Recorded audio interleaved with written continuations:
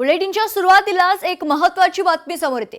येत्या 26 तारखेला राष्ट्रीय अध्यक्षाची निवड होणार आहे अशी माहिती सुनील तटकरे यांनी दिली। सुनेत्रा पवारांनी आमदारांना योग्य मार्गदर्शन केलंय। सुनेत्रा पवार दादांप्रमाणे परिस्थिती हाताळतील असं वक्तव्य देखील सुनील तटकरे यांनी केलंय। राष्ट्रवादी काँग्रेस पक्षाच्या राष्ट्रीय अध्यक्षपदाची निवड सुद्धा करण्याचा आम्ही त्या ठिकाणी निश्चित केलेला आहे।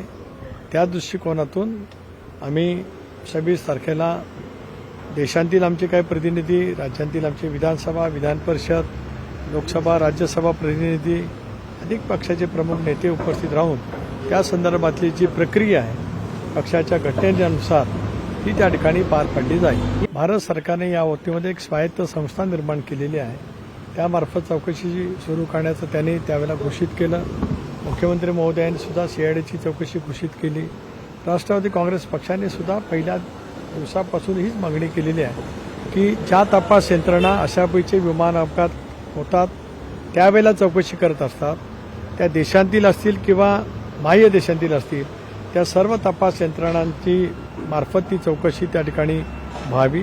जी ब्लॅक बॉक्सच्या बाबतीमध्ये त्या साऱ्या काही बाबतीमध्ये तपासामध्ये त्या ठिकाणी किंवा अहवाल ज्यावेळेला येईल त्यावेळेला यायलाच पाहिजेत। ही केवळ महाराष्ट्रातल्या जनतेच्यासाठी नव्हे तर देशातल्या जनतेसाठी सुद्धा ही माहिती त्या ठिकाणी येणं अत्यंत आवश्यक आहे।